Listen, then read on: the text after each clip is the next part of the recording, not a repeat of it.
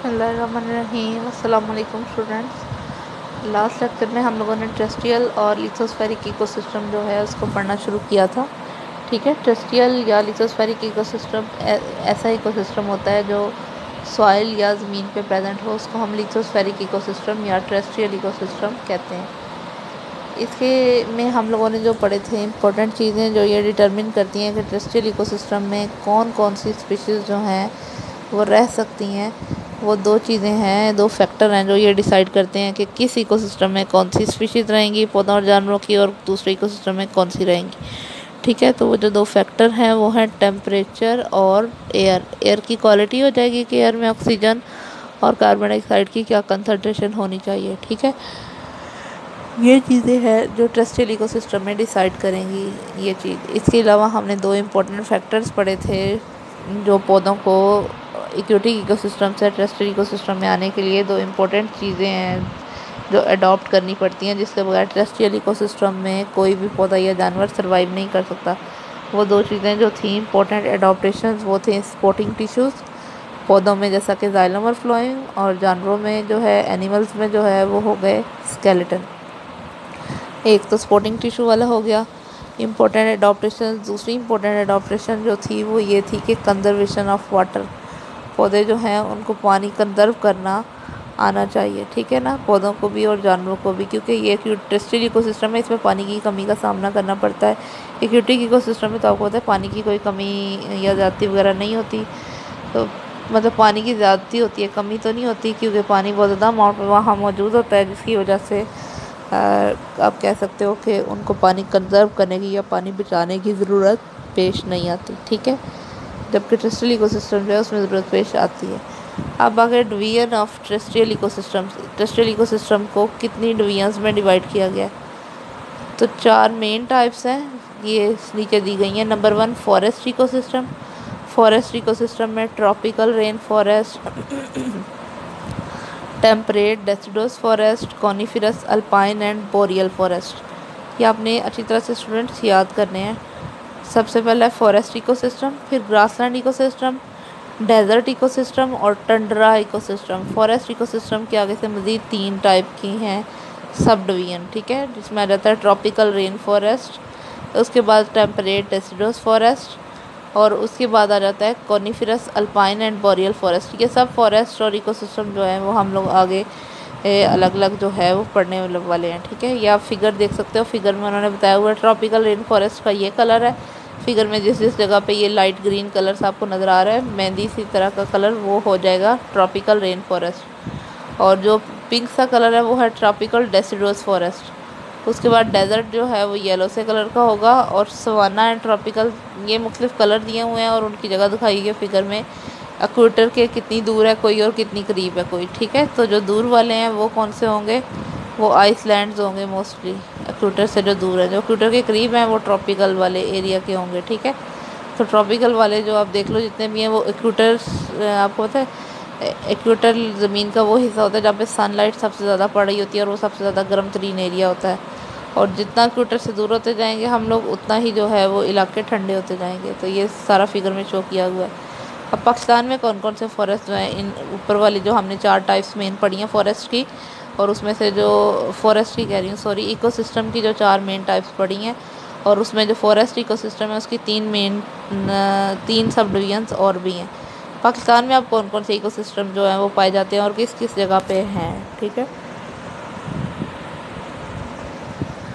तो वो हम देखने लगे हैं पाकिस्तान में किन किन जगहों पे है। Pakistan has a variety of seasons and climate ranging from hard dry in plains to cold snowy on mountains. ठीक है, पाकिस्तान में बहुत ज़्यादा रेंज है। आपको पता है कि माउंटेन्स पे रेन होती है या कोल्ड होती है। इसके अलावा पाकिस्तान में बहुत रेंज है वेदर्स की। किसी एरिया में चले जाएँ तो वहाँ पे गर्मी है, किसी में चले जाएँ तो वहाँ पे सर्दी है, किसी में दरमियाना सा मौसम है, किसी में कुछ है। यानी पाकिस्तान में बहुत डाइवर्सिटी पाई जाती है। तो कौन कौन से पाकिस्तान में है इकोसिस्टम जो मेजर पाए जाते हैं? Terrestrial ecosystem. ठीक है, ये सब हमने ऊपर वाली जो 4 मेन टाइप्स हैं वो टेरेस्ट्रियल इकोसिस्टम की है। टेरेस्ट्रियल इकोसिस्टम में एक आता है फॉरेस्ट इकोसिस्टम। फॉरेस्ट इकोसिस्टम की 3 और सब टाइप्स हैं। इसके अलावा ग्रासलैंड इकोसिस्टम, टंड्रा इकोसिस्टम, और कौन सा था चौथे वाला? Desert ecosystem. ये 4 इकोसिस्टम है, आप लोगों ने इसी तरह से इनको याद रखना है। नंबर 1 है मेजर टेरेस्ट्रियल इकोसिस्टम। नंबर 1 आ जाता है उसमें temperate deciduous forest. Temperate deciduous forest Pakistan में शुगरान, आप लोगों ने सुना होगा, शुगरान एक जगह है, नॉर्दर्न एरियाज़ में आती है, ठीक है। शुगरान और नीलम वैली जो है, इनमें जो इकोसिस्टम है, इन वाली वैली, इस वैली का जो इकोसिस्टम है वो कहलाता है टेम्परेट डेसिडुअस फॉरेस्ट। इसके बाद आ जाता है कॉनिफिरस अल्पाइन एंड बोरियल फॉरेस्ट। ये आ जाते हैं northern mountains of Kaghan, Kaghan वाले एरिया में आ जाता है ये। इसके अलावा मालम जब्बा, सवात, दीर एंड चिलास, इन वाली जगहों के जो इकोसिस्टम है वो आ जाते हैं कॉनिफिरस अल्पाइन। ये अभी जब हम कॉनिफिरस अल्पाइन और बोरियल फॉरेस्ट वाली हेडिंग पढ़ेंगे तो आपको पता चल जाएगा कि अल्पाइन और बोरियल से क्या मुराद है, ठीक है ना, उनको हम क्यों ये कहते हैं। नॉर्दर्न माउंटेन्स ऑफ कागान, अब आपने जगह याद रखनी है पाकिस्तान में किस किस जगह पे कौन कौन सा इकोसिस्टम है। मालम जब्बा, दीर और चिलास और इसके अलावा कागान, इनमें जो है वो बोरियल फॉरेस्ट है, अल्पाइन एंड बोरियल फॉरेस्ट, कॉनिफिरस। और शुगरान और नीलम वैली में टेम्परेट डेसिडुअस फॉरेस्ट है। इसके बाद आ जाता है grassland ecosystem. Grassland ecosystem Gilgit and Kashmir, Waziristan, lower Chitral and north कलात, मतलब वज़ीरिस्तान में भी जो है वो ग्रासलैंड इकोसिस्टम पाया जाता है। इसके बाद गिलगित में, कश्मीर में, इन सब चीज़ों में। उसके बाद जो है इन सब शहरों में। इसके बाद आ जाता है डेजर्ट इकोसिस्टम। डेजर्ट इकोसिस्टम मियाँ वाली में, बखर, फोर्ट अब्बास, इन लोगों का जो इकोसिस्टम है वो डेजर्ट इकोसिस्टम है। बहावल नगर, यजमान, बहावलपुर, खानपुर, रहीम यार खान, सिंध, इन जगहों पे जो है वो डेजर्ट इकोसिस्टम मौजूद है। उसके बाद आ जाता है टंड्रा। टंड्रा जो है इकोसिस्टम, ये है कराकरम और हिंदुकश की पहाड़ियाँ जो है वो टंड्रा इकोसिस्टम है। हिंदुकश और कराकरम, ठीक है, वो टंड्रा इकोसिस्टम में आ जाती हैं। अब हम देखते हैं टेम्परेट डेसिडुअस फॉरेस्ट। सबसे पहला जो हम फॉरेस्ट पढ़ने लगे हैं वो है टेम्परेट डेसिडुअस फॉरेस्ट, ठीक है ना। फॉरेस्ट इकोसिस्टम में कौन कौन सी आती हैं, tropical rain forest, temperate deciduous forest और कॉनिफिरस अल्पाइन फॉरेस्ट। तो हम लोग टेम्परेट डेसिडुअस फॉरेस्ट पढ़ने लगे हैं। सबसे पहले आपकी बुक में ये दिया हुआ है। उसके बाद है कॉनिफिरस फॉरेस्ट। कॉनिफिरस फॉरेस्ट की 2 ही टाइप्स आपकी बुक में ज़्यादा डिटेल में दी हुई हैं, ठीक है। एक ट्रॉपिकल रेन फॉरेस्ट जो है उनके बारे में नहीं लिखा हुआ यहाँ पे बुक में, तो हम लोग नहीं पढ़ेंगे। टेम्परेट डेसिडुअस और कॉनिफिरस अल्पाइन एंड बोरियल फॉरेस्ट के बारे में यहाँ पे लिखा हुआ है। टेम्परेट डेसिडुअस फॉरेस्ट कौन से होते हैं। अच्छा, डेसिडुअस नाम से ही जाहिर है कि जिनमें डेसिडुअस आपको पता है वो वाले ट्रीज़ होते हैं जिनके पत्ते जो हैं वो गिरते हैं annually. In Pakistan temperature moist नहीं in Pakistan temperate moist conditions are present in Neelum valley and Shogran these forest. अच्छा, पाकिस्तान में जो दिए हुए हैं स्टूडेंट्स उनके बारे में, ये जो टेबल में 5 फॉरेस्ट बताए हुए हैं ना कि पाकिस्तान में कौन कौन से हैं, वो इस बुक में लिखे हुए हैं, ठीक है। ट्रॉपिकल रेन फॉरेस्ट पाकिस्तान में मौजूद नहीं है, तो इस वजह से वो हम यहाँ पे आपकी बुक में डिटेल में नहीं दिया गया। आपकी बुक में डिटेल में ये जितने 5 इकोसिस्टम जो टेबल में आ रहे हैं ना वो दिए गए हैं, तो हम लोग वही पढ़ेंगे, ठीक है, पाकिस्तान वाले जो हैं। In Pakistan temperate moist condition are present in Neelum and Shogran valley. These forests originally covered India, Southeast Asia, Eastern North America, Europe, China, Australia, Japan, North and South America, slightly further away from equator। मतलब जो equator से थोड़ी सी दूर areas हैं उनमें ये वाला ecosystem, ये वाला फॉरेस्ट इकोसिस्टम पाया जाता है। ये आपने सब जगहों के नाम पढ़ लेने हैं कि अमेरिका में कहाँ पे है, यूरोप में, नॉर्थ एशिया में, चाइना में, ऑस्ट्रेलिया में, जापान में, इन सब जगहों पे ये फॉरेस्ट इकोसिस्टम पाया जाता है। सॉरी, हाँ, ये वाला टेम्परेट डेसिडुअस फॉरेस्ट इकोसिस्टम। जो एरिया स्लाइटली इक्वेटर से थोड़े से दूर होते हैं। The rainfall is not as nearly as constant. Rainfall constant नहीं है, कभी ज़्यादा होगी, कभी कम होगी या कभी नहीं भी होगी, ठीक है। And there are pronounced wet and dry season. Pronounced wet and dry का मतलब है कि पता है कि ये वाले सीज़न गर्म वेट होंगे। वेट का मतलब गीला गीला सा जो होता है वो होगा, और ये ड्राई सीज़न है। This means that distinct summer and winter season. इसका मतलब ये है कि स्पेसिफिक होगा कि इन महीनों में गर्मियाँ रहेंगी और इन महीनों में सर्दियाँ रहेंगी। ये टेम्परेट डेसिडुअस फॉरेस्ट में। During dry season trees can not get enough water from the soil to compensate for evaporation from their leaves. As a result, plants have adopted to dry season by shedding their leaves, thereby minimizing the water loss। ठीक है, plant जो हैं dry season के दौरान अपने पत्ते गिरा देंगे। इन एरियाज़ पे सबके प्लांट्स, जैसे गर्मियाँ आएंगी, क्योंकि गर्मियों में पानी की कमी हो जाएगी इनको, और वो प्रॉपर जो है क्या कहते हैं कि इवेपोरेशन का प्रोसेस जब होता रहेगा, ट्रांसपरेशन का प्रोसेस जो पत्तों से होता है, तो उसमें आपको पता है कि पानी, पौधे में पानी की भी कमी होगी। तो ऐसे वाले पौधे जो हैं वो ड्राई सीज़न में क्या करेंगे, वो अपने पत्ते गिरा देंगे ताकि पानी की कमी जो है वो कम से कम हो सके।